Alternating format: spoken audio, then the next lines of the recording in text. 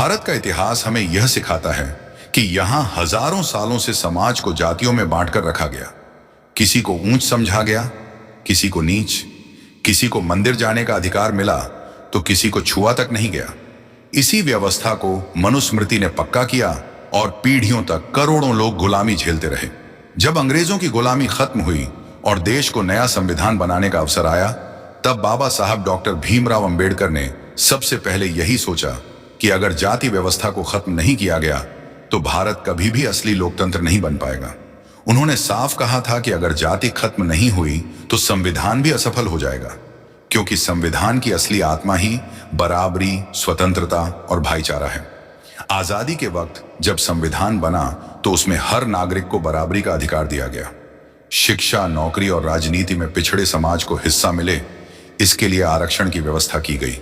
लेकिन सच्चाई यह है कि जाति आज भी जिंदा है और संविधान की मूल भावना को कमजोर कर रही है।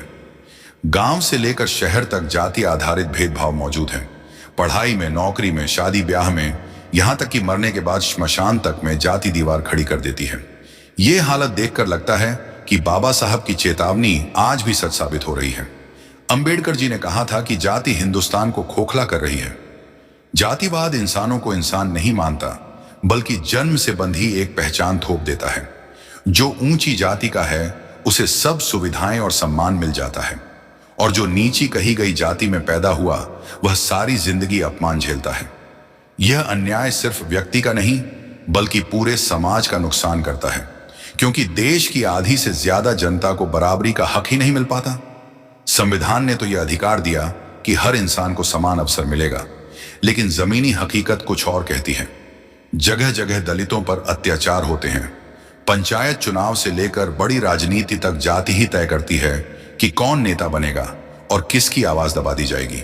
यह स्थिति बताती है कि संविधान और जातिवाद आमने सामने खड़े हैं। संविधान कहता है सब बराबर हैं, लेकिन जातिवाद कहता है कोई ऊंचा है, कोई नीच। यही असली संघर्ष है और इसी संघर्ष ने भारत को बार बार पीछे धकेला है। आज जब देश आधुनिकता की बात करता है, चांद पर पहुंचने का दावा करता है, डिजिटल इंडिया बनाने की योजना बनाता है, तब भी जातिवाद का जहर खत्म नहीं हुआ। गांव में अब भी दलितों को कुएं से पानी लेने से रोका जाता है। शादी में घोड़ी चढ़ने पर विरोध होता है। शिक्षा में दलित छात्र छात्राओं को तंग किया जाता है। यह सब साफ दिखाता है कि सिर्फ संविधान लिख देने से समाज नहीं बदलता, बल्कि उसे लागू करना और जमीनी स्तर पर बराबरी लाना असली चुनौती है। बाबा साहब ने चेतावनी दी थी कि अगर जाति खत्म नहीं हुई तो यह लोकतंत्र सिर्फ दिखावा बनकर रह जाएगा। आज वही हो रहा है। बड़े बड़े नेता चुनाव जीतने के लिए जाति का कार्ड खेलते हैं।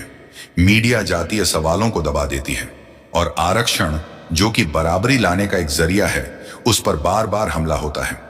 सवाल उठता है कि जब तक समाज जाति में बंटा रहेगा तब तक लोकतंत्र कितना भी मजबूत हो, न्याय नहीं मिलेगा। अब जिम्मेदारी बहुजन समाज की है कि वह संविधान की असली ताकत को समझे और जातिवाद को खत्म करने की लड़ाई लड़े। बहुजन समाज अगर एकजुट होगा तो न सिर्फ अपने अधिकार लेगा बल्कि पूरे देश को असली लोकतंत्र देगा। भाईचारे और समानता का रास्ता ही भारत को आगे ले जा सकता है।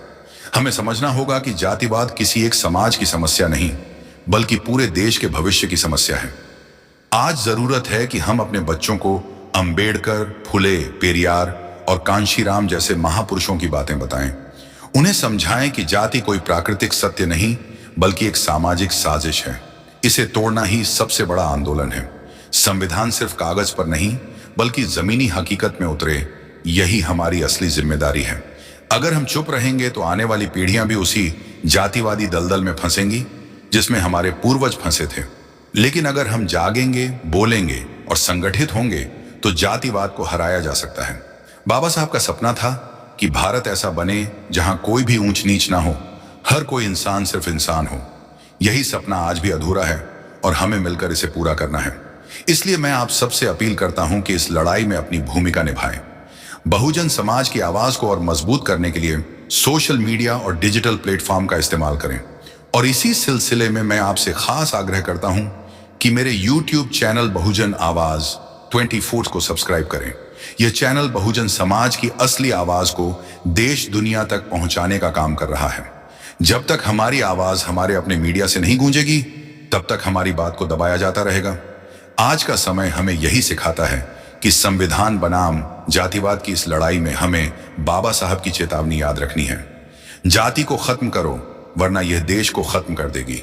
हमें इस चेतावनी को गंभीरता से लेना होगा और मिलकर ऐसा भारत बनाना होगा जो सचमुच बराबरी और भाईचारे पर खड़ा हो। यही अंबेडकर का सपना था और यही बहुजन समाज की सबसे बड़ी जिम्मेदारी है।